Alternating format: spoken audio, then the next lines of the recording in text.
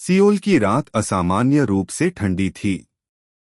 हल्की धुंध सड़कों पर तैर रही थी और नियन लाइट्स उस धुंध में घुलकर एक रहस्यमय चमक पैदा कर रही थीं। वार्म हार्ट्स कैफे की खिड़कियों से सुनहरी रोशनी बाहर आ रही थी, लेकिन अंदर माहौल शांत था। आरा काउंटर पर खड़ी थी, हाथ में अपनी माँ की पुरानी डायरी लिए। मिनजून अंदर आता है। वह आरा के चेहरे को देखता है। आज उसकी आंखों में कोई नई चिंता थी।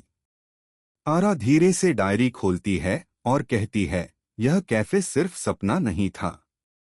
यह एक वादा था। डायरी में लिखा था कि कैफे की जमीन असल में किसी बड़े कॉरपोरेशन की नज़र में थी और वही कंपनी उस रहस्यमयी महिला से जुड़ी थी। उसी समय दरवाजा खुलता है।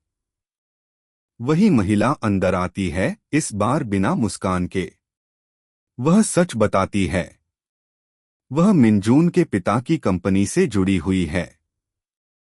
सालों पहले इसी कंपनी ने इस इलाके की कई छोटी दुकानों को खरीद लिया था। वार्म हार्ट्स कैफे आखिरी बची हुई जगह थी। मिनजून स्तब्ध रह जाता है। उसे पता नहीं था कि उसके परिवार की कंपनी का इस जगह से कोई संबंध है। उसे अचानक समझ आता है कि यह सिर्फ बिजनेस नहीं, अतीत की गलती थी।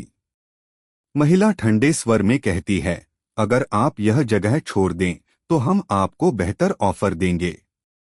आरा चुप रहती है। वह सिर्फ मिनजून की ओर देखती है। उसकी आंखों में सवाल नहीं, भरोसा है।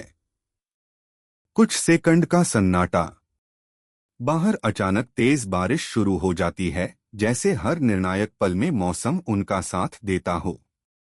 मिनजून धीरे धीरे आगे बढ़ता है और साफ आवाज में कहता है, यह कंपनी मेरे नाम से हो सकती है, लेकिन मेरे फैसले मेरे दिल से होंगे। वार्म हार्ट्स कैफे कहीं नहीं जाएगा। महिला उसे घूरती है, फिर बिना कुछ कहे चली जाती है। आरा की आंखों में आंसू आ जाते हैं, राहत के, गर्व के। वह कहती है, तुमने अपने परिवार के खिलाफ फैसला लिया। मिनजून हल्की मुस्कान के साथ जवाब देता है, मैंने अपने भविष्य के लिए फैसला लिया। बारिश अब भी गिर रही है। दोनों कैफे के बाहर छाते के नीचे खड़े हैं। नियन लाइट्स गीली सड़क पर चमक रही हैं। इस बार कोई डर नहीं, कोई गलतफहमी नहीं। मिनजून जेब से एक छोटी सी डिब्बी निकालता है। आरा हैरान हो जाती है।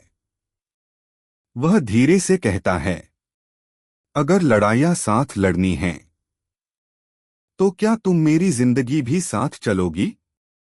आरा की सांस रुक जाती है। बारिश की बूंदें उनके बीच